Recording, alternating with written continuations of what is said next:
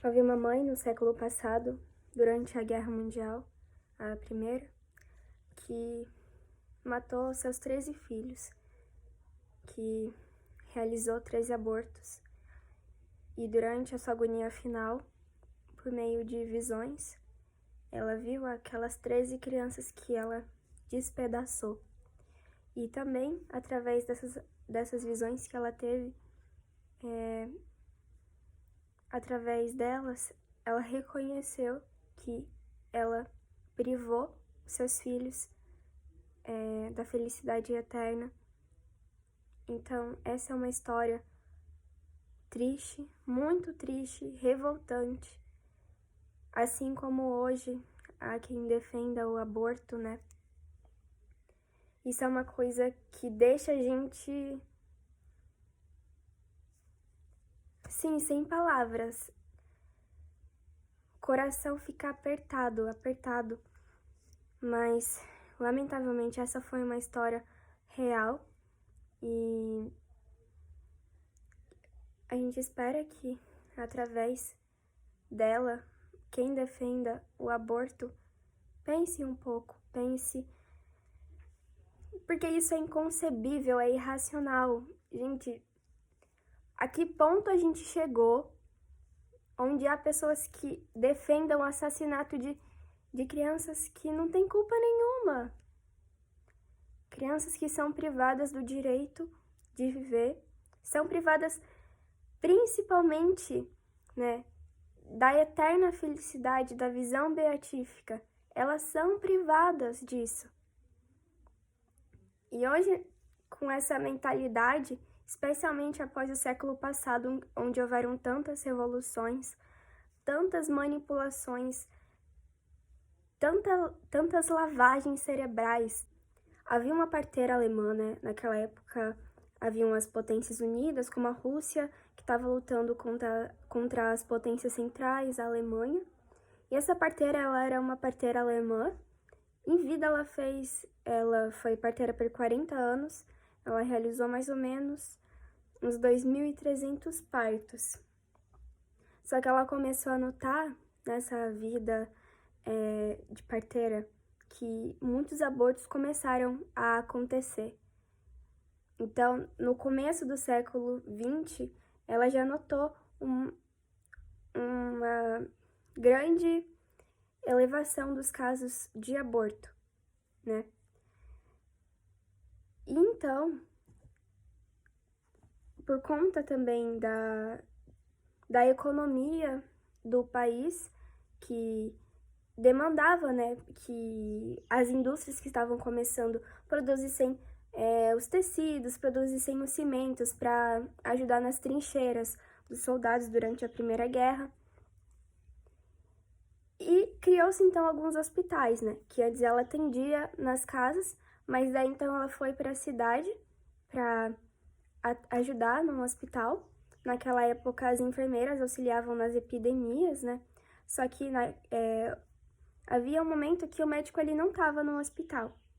Chegou um médico, chegou uma paciente com uma grande hemorragia e, como o médico não estava, chamaram a parteira para atender, porque as irmãs elas não podiam atender aquele caso. Então ela foi lá ver como estava aquela paciente. Quando ela notou, ela já pediu para que as irmãs preparassem a sala de cirurgia para que assim que o médico chegasse, começassem a operação.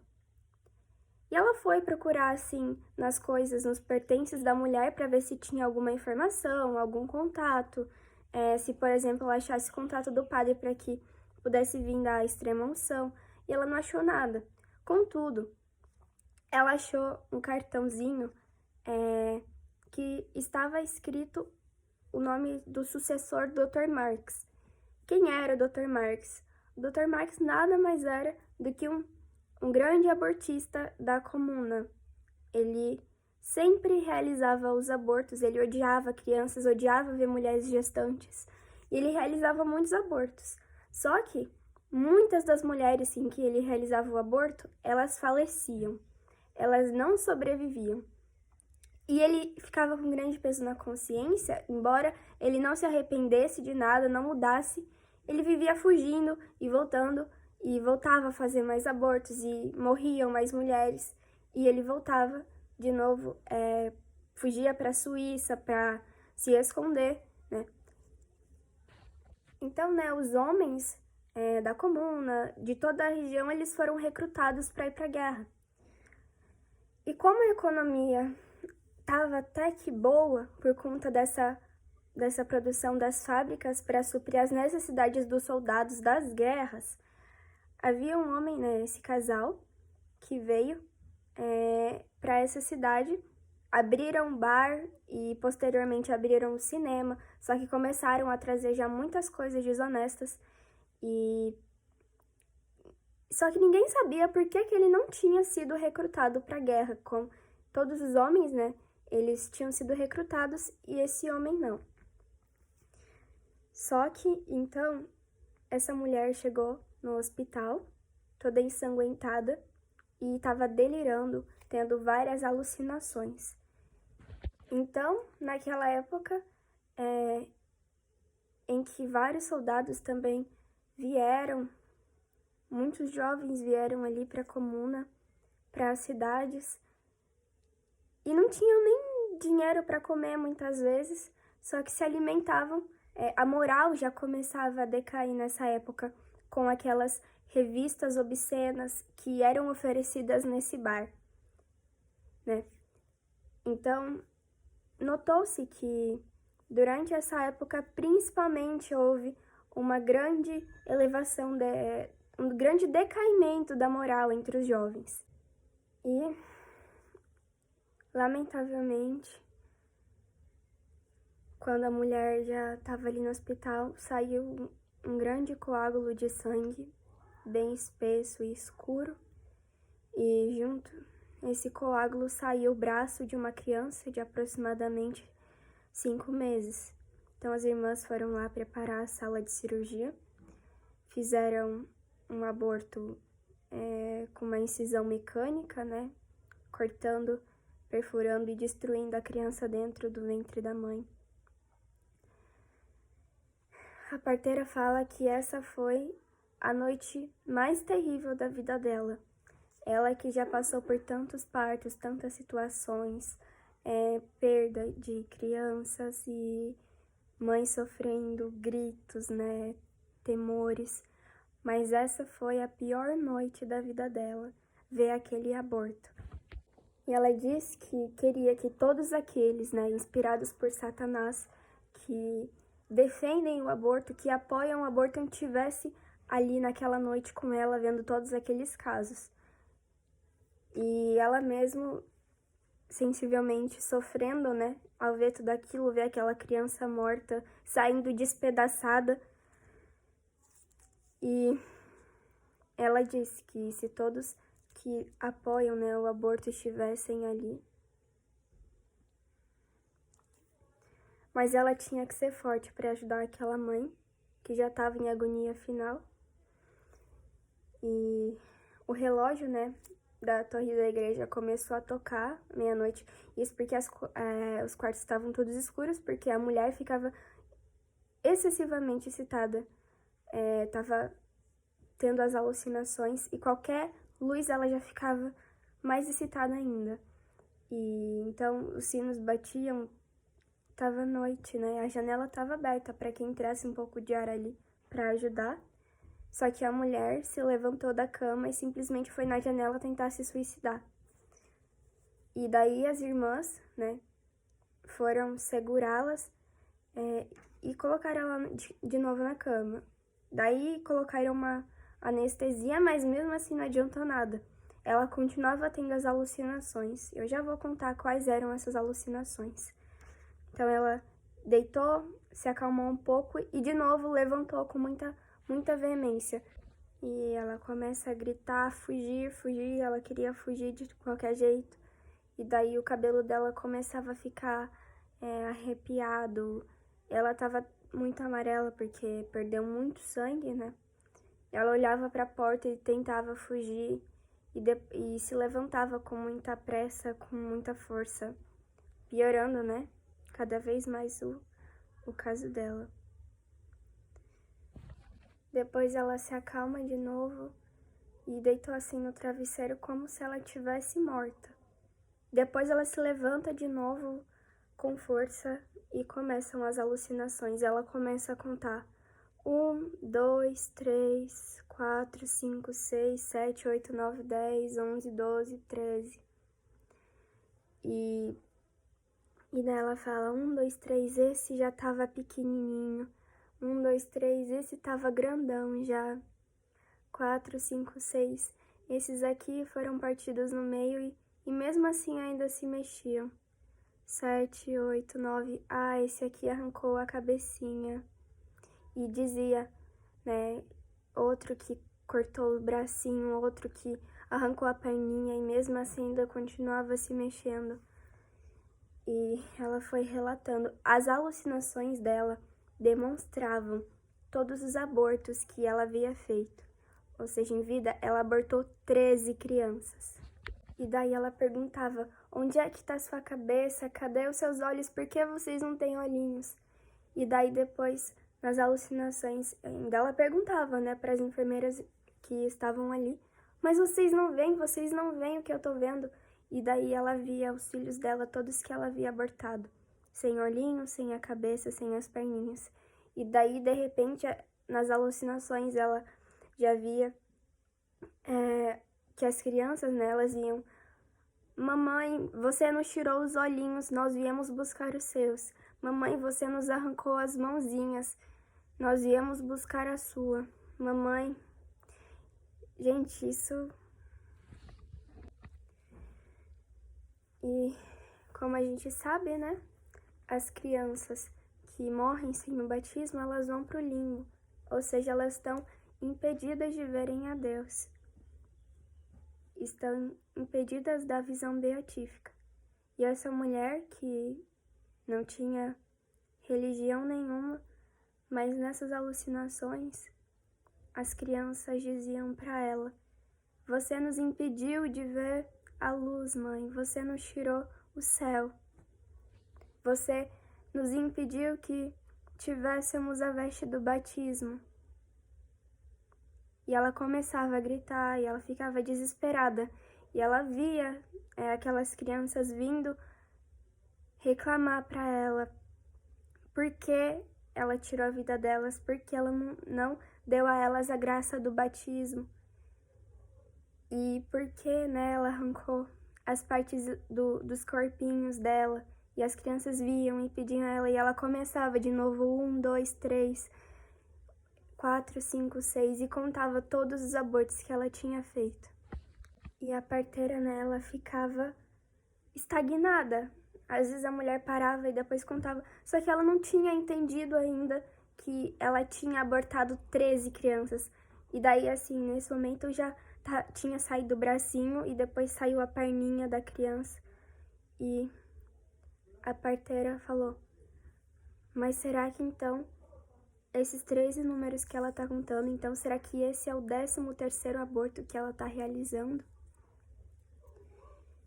E daí, nesse momento, a mãe fala assim, o que é que vocês estão fazendo aqui? Vocês não têm direito à vida. Vocês não têm direito à vida. Depois as crianças voltavam de novo e ela começava a contar.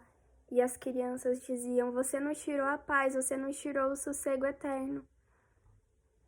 Você nos tirou as vestes do batismo. E daí ela começava a contar de novo. E ela via as criancinhas sem os olhos que ela tinha arrancado durante o aborto. Ela via aqueles olhinhos todos vazados. Então, ela já estava em agonia final, né? Depois desse 13º aborto. E daí ela fica meio que desfalecida. E de novo começa a contar o número de filhos. E daí ela começa a dizer assim, ensanguentados, nus, dilacerados, destruídos. E ela vê todas aquelas crianças do modo que ela as abortou. E ela gritava, não me toquem, saiam daqui. As crianças vêm e falam para ela: nós não temos a água do batismo para tirar a mancha do pecado. Nós não temos a roupinha branca do batismo para termos a felicidade do céu. Nós não temos as vestes para participar do banquete nupcial. Nós estamos com frio, nós estamos com fome. E eles falam, né, que a culpa é toda da mãe. E daí as crianças suplicam para ela: dai-nos a luz, mamãe, dai-nos a luz. E ela fala: saiam daqui, saiam daqui. E nesse momento o médico chega e também nesse momento sai uma grande quantidade de sangue e sai a cabecinha do bebê que tinha aproximadamente 5 meses. E daí vai o médico fazer a intervenção, né, para tentar ajudar essa mulher. Então a mulher estava com uma grande hemorragia, foi feita uma intervenção mecânica, despedaçou a criança dentro do útero dela e o útero ficou bem fragilizado, teve uma peritonite incipiente, o que causou uma grande hemorragia que não foi possível parar, né? E daí avisou, né, ao marido dela, só que o marido também só se preocupava com o próprio nariz, ele ficou louco também. E ele sabia que ele ia ser preso por esses 13 abortos, né? Por esse crime. E ele nem estava preocupado com a esposa, né? Ele só estava preocupado em ser preso. E falava: vão cuidar do seu próprio casamento, deixa que o meu eu cuido. Só que ele era responsável por aqueles 13 abortos. Então os juristas foram atrás dele. E nesse momento, depois da anestesia ter passado um pouquinho, ela começou a contar de novo: 1, 2, 3, assim por diante. E o marido, escutando aquilo, né, as fúrias, saiu correndo, praguejando de tudo quanto é jeito. Enfim, a mulher ficou agonizando por 3 dias e 3 noites, sempre vendo as 13 crianças que foram partidas aos pedaços. Sempre via aquelas criancinhas que vinham para ela mostrar o seu corpinho dilacerado, que vinham para ela reclamar, que vinham para ela suplicando para que desse a luz a elas. E ela viveu nesse tormento por 3 dias e 3 noites, e desfalecendo e voltando, e desfalecendo e voltando de novo. E ela não voltava assim para que conseguisse se arrepender desse tamanho mal que ela fez, para que ela pudesse confiar na misericórdia divina. O padre até tentou ajudá-la, mas ela sabia os erros que ela tinha cometido e ela não se arrependia. Ela não se arrependia da morte dos filhos dela. Então, a conversa com o padre foi tudo em vão, né? Ele tentava inspirar ela os sentimentos de confiança, de arrependimento, para que ela confiasse na misericórdia de Deus, se ela se arrependesse, né? Mas tudo isso foi em vão. E depois de 4 dias, ela voltou à razão, né? Daí eles chamaram o padre de novo para que ele pudesse falar com ela. Só que assim que o padre chegou, ela falou assim: são 13 sim, é inútil me fazer perguntas, eu quero ir pro inferno, e esse canalha, né, se referindo ao marido dela, ele vai pagar por tudo que ele fez na eternidade.